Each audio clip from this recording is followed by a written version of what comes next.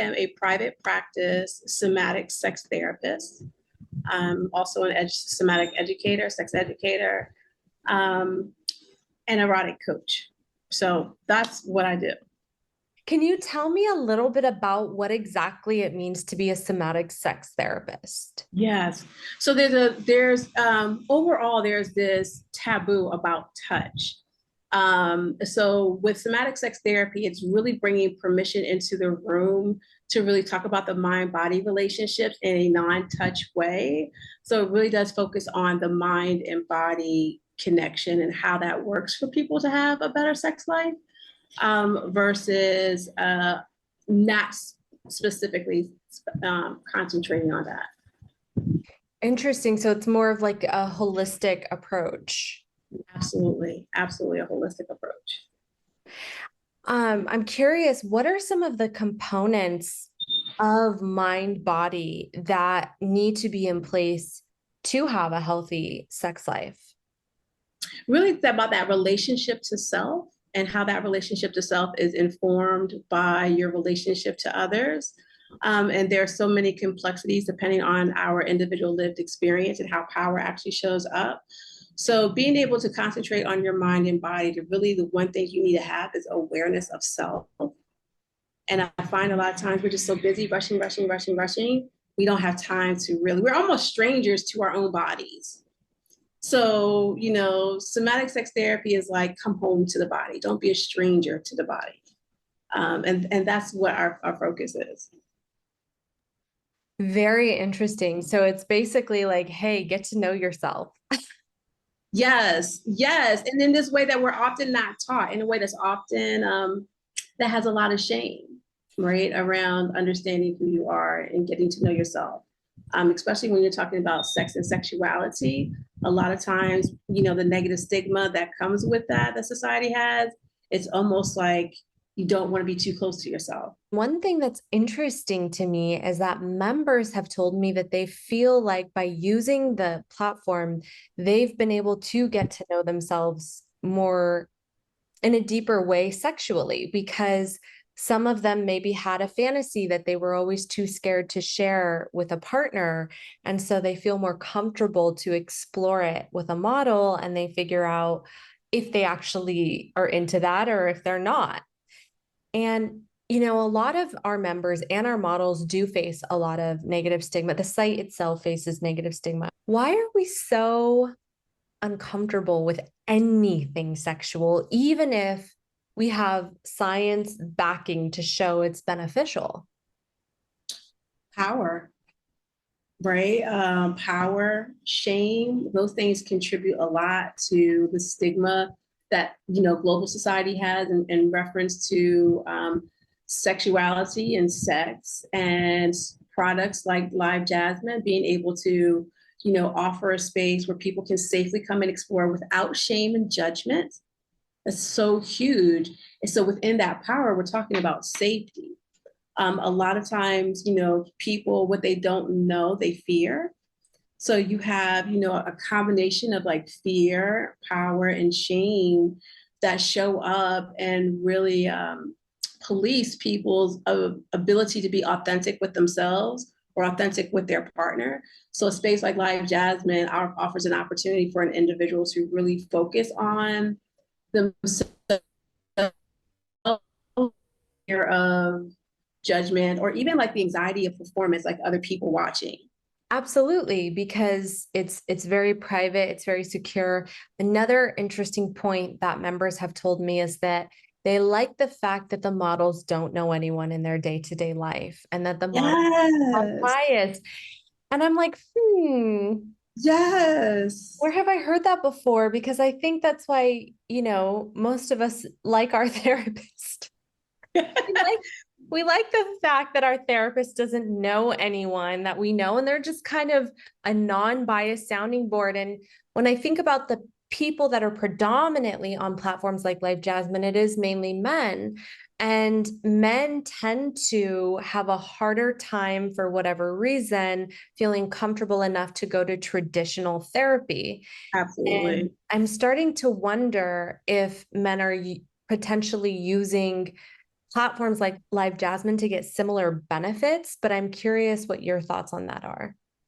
I think part of the reason is like there's a gap in learning for therapists, right? We don't all come from the space of comprehensive sex education. So really our knowledge base is a place that needs to be expanded. And sometimes, clients don't have the space for a therapist to like do that self-work in session and shouldn't have, rightfully so. So a space like LiveJasmin really allows your members get really to the heart of what they need. Sometimes without some of the conversations and the nervousness and the anxiety of like, I always have clients like, I have something to tell you. And you can just tell how nervous they are in sharing. Whereas in like, LiveJasmin, right, there's an intention, like here's, I'm engaging, there's an intention why I'm engaging. So it's less stressful. Yeah, absolutely. You never know, right? That outside judgment that you're running from, right? The last thing you want to do is be confronted with it, and such a sacred place like like therapy. So instead of or you have in the past, right? So you want to go someplace where you avoid that. And there are wonderful therapists out there who are absolutely willing, able, and have the skills to hold space for that type of vulnerability, Mhm. right? Which is also a very big piece of what we need to talk about. So Jasmine offers its members an opportunity to be vulnerable. What role does vulnerability play in us not only having a healthy, sex life, but healthy life altogether? So vulnerability, when we talk about intimacy and connection, it's one of the things that we need as human beings in order to thrive. So when we're looking at, connection and intimacy, being able to like have a space, vulnerability is about, looking at Brene Brown's work, vulnerability is about like trust, right? And the ability to be seen, to be heard, right? So when you have a dedicated space, right, like such as your member site, that vulnerability is making it easier for it to show up. It's one of the reasons why hookup culture also too was like so popular, because there is no risk of vulnerability, right? Like we're here, right? And where I find most individuals struggle when the relationship gets serious, and now all of a sudden there's kind of like this shutdown. So it's important about how vulnerability shows up, because it's the key to self permission. It's the key to Interesting. that exploration. What potentially negative consequences would one face if they didn't have a space to be vulnerable? For some, it could be LiveJasmin. For others, it could be a therapist. For others, it could be a spouse. But there are some people, that we know maybe don't have a space. And I'm curious, what consequences are they potentially facing within themselves and their lives? Well, it's hard to say what consequences, but what research does say is like over time, the lack of connection to folks, you do see a decline in brain functioning. You do see a decline in, more social isolation, right? You lose some of those relationship building skills that we have worked towards in our youth and young adulthood. So, and then also too, overall quality of life, right? When we lose connection. And there's some people who don't want to be connected to folks, right? But for the folks who want to be connected to folks, right, it really can have a lot of harm done to their quality of life, to their physical and emotional health, in addition to their sexual health. It's almost like not tending to your needs, right? In this emotional sense as well. Because again, we're talking about intimacy and connection, and like um, supports like LiveJasmin, what can do. So when you're not engaged in that, when you don't have those type of things access to you, it is about, the stress of loneliness and like, what does that mean for you? And not everybody has access to entertainment establishments. Think about folks that are rural, right? Folks that are in areas that may not be a place because of taboo or because it's frowned upon. So you're really looking at like, yes, how does a person engage in their quality of life in the way that has them interacting with their best self in their mind's eye. Men who are the majority members, membership, there is a lot of expectations in their masculinity, right? There's a lot of expectations about how they're supposed to show up and perform and not perform and things of that nature. So knowing that too, that, that you do support men as primary members of society, like, yeah, it takes a big load off to say, as a man, what are you going to do to take care of yourself? And then, yes, a care plan. A care plan. I love it. Do we need sexuality?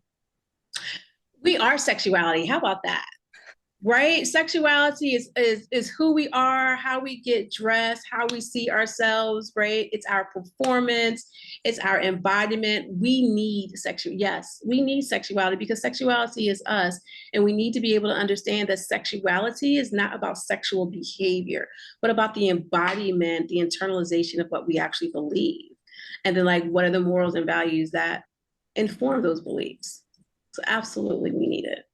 What we're seeing are people who really want interaction. Mm-hmm. When you think about OnlyFans, you think about what it takes to have a relationship with your audience, right? Have a relationship with people. I know what I find from people that I know personally and professionally, interacting with OnlyFans and platforms like that. It's like, it feels special. Someone knows my name. Someone actually cares. That personal sense of touch, like they care about your well-being or, the girl's well-being or whoever the performer's well-being is, the artist's well-being. So I think it's really, really important that we're actually seeing that, yes, there is something going on where people in their relationship to loneliness is something to really address, and how platforms like OnlyFans and LiveJasmin are really filling that gap.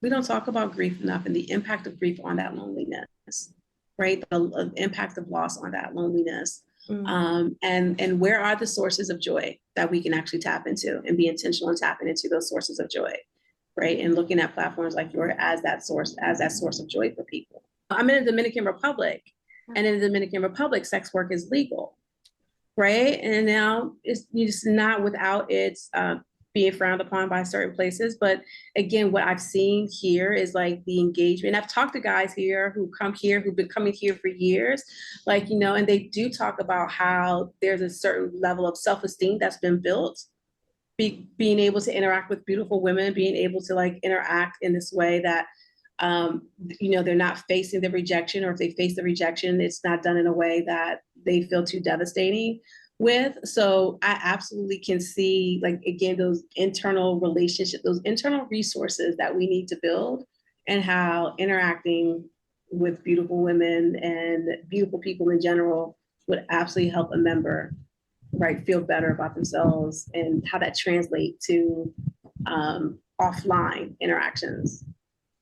Yeah, or like you said, like practicing those social skills almost, where, in this situation, it's almost a guaranteed positive experience, because it's their job. It's the job of the model to give you a good experience. That's right. What their job is. So to be in a place where you can practice and have someone that can encourage you or tell you, like, you shouldn't say that to a woman, because these models give the members tons of data. Yeah. And it's needed, because I also think too, you have someone who has had severe anxiety, right? Who hasn't been able to really be out, who hasn't had that courage or tapped into that vulnerability to actually like be authentic or show up and be present, to say like, I'm going to engage in, like, I'm also going to trust the space that I'm going to get feedback that's actually going to help me. 100%. Yeah, kudos. It's almost soulful. I think it's about people really being authentic and true to themselves, to the essence of who they actually are. How do we create a more sex positive society? We have to dissolve the shame that informs us being sex negative. For the US particularly, there are conversations that they need to have about its inception, about the enslavement of Africans, the genocide of Native folks. There's some, the continued subjugation of other folks who have come into the United States after its formation. we really need to be able to dissolve the shame that informs the sex negativity, and to get to a place that we would like to as a nation.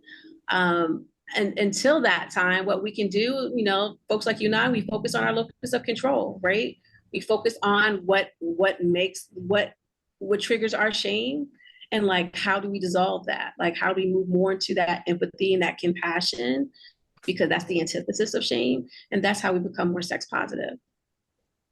I love that. Dissolving shame and really going after it and looking at it and everywhere. Like you're like, let's go to the root. You know what I mean? And we got to go all the way down. Like, Absolutely. got to Yes. dig down there, get to the root, pull it up and apart, get the weeds out. And then, yeah. Because otherwise, what we're doing is being performative, right? And we just talked about the, intimacy, trust, and vulnerability, which are all foundations of authenticity. So yes, we need to get to the root of it. What are one or two things that someone could do in their personal life to dissolve some of the collective shame that's in them? Because I think we all have some shame when it comes to our sexuality and our bodies, unless you've really worked on yourself. I think or you had a great upbringing and somehow we're shielded from like society. I think everyone has some shame there and just anywhere in their life. How do we start going after our own shame to dissolve it? Look at your relationship to compassion. The care and concern you give others, can you give yourself? Because shame prohibits us, right? It literally is how our nervous system is responding to the internalizations of messages that we were told, that's bad, that's negative. So we really want to be able to, really be able to say, all right, when that shame cycle, like to break that shame cycle, like how do we activate compassion to be able to give ourselves some space from that, right? To process whatever the next step is. So I always say baby steps, micro task things, right? And like really start with like self-compassion and your permission to engage in self-compassion. I love that. I love that. Thank you so much. This has been an incredible interview. I really Thank enjoyed it. you. I appreciate it. I appreciate being here. I appreciate the conversation because we need to have more of these conversations. This conversation is important.